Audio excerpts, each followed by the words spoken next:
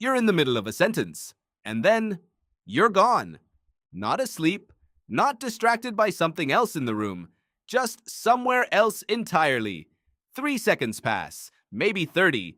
You snap back and realize the person in front of you is still talking, and you have not heard a single word. You feel guilty. You assume something is wrong with your concentration. Nothing is wrong with your concentration. What just happened is one of the most important things your brain does all day. And the fact that it happened without your permission is not a bug. It is the entire point. For most of your life, you have been told that a focused mind is a productive mind, that attention is a resource to be protected, that the moment your thoughts drift, you have failed at the task of being present. Schools punish it. Offices pathologize it. A billion-dollar industry exists to help you stop doing it. All of it is based on a fundamental misunderstanding of what your brain actually is. In 2001, Marcus Raichle, a neurologist at Washington University in St. Louis, made a discovery that overturned decades of assumptions about the human brain. Scientists had long believed the brain was most active during focused tasks, solving problems, reading, analyzing. But Raichle noticed something strange. Certain regions became significantly more active when the task stopped.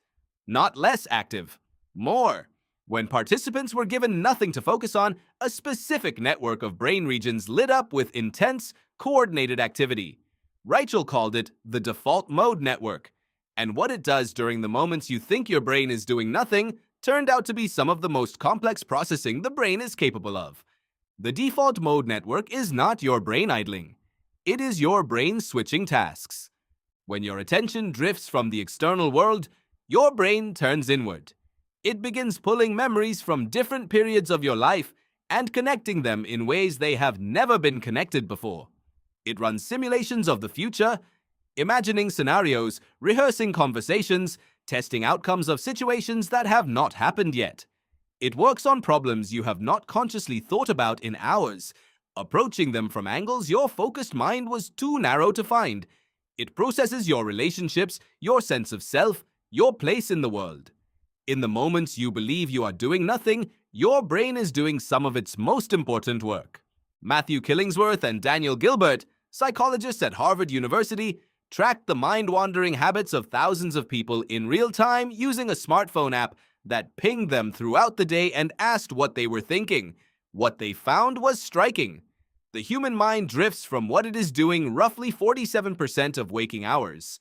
Nearly half your life is spent somewhere other than the present moment. Society treats this as a failure of modern attention. Killingsworth and Gilbert found something more complicated. Mind wandering was linked to lower happiness in the moment, but the content of the wandering mattered enormously. When the mind drifted towards something constructive, the cost disappeared, and the underlying function, the processing, the simulating, the connecting, was not optional. It was necessary. Here is the counterintuitive twist. The moments you zone out are often the moments the most important thinking gets done. The solution that appeared in the shower was not a coincidence. The memory that surfaced on a walk was not random. The creative idea that arrived mid-conversation was not an accident. All of it came from your default mode network, running quietly in the background, doing the work your focused mind could not do, because your focused mind was too busy focusing.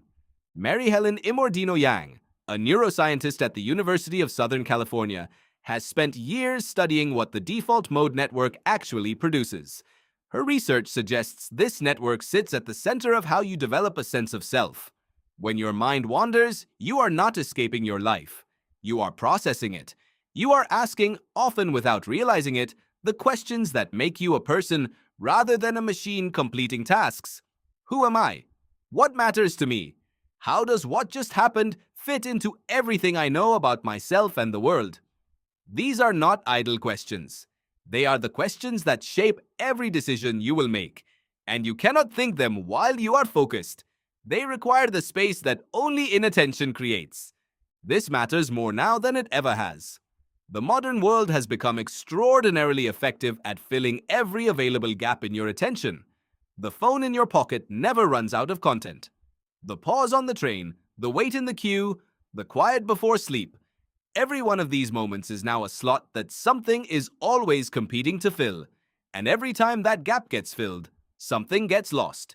Not just rest, the processing, the simulating, the self-making, the work your brain was quietly preparing to do the moment you looked away. The next time your mind drifts mid-conversation, mid-task, mid-sentence, you might feel it differently. Not as failure, not as a flaw to fix, but as your brain stepping back from the surface of things to do the work that only happens underneath. The kind of work that no amount of focus can replace. The kind that requires you to disappear for a moment. You're in the middle of a sentence, and then you're gone. And for those few seconds without knowing it, you are more fully at work than you have been all day.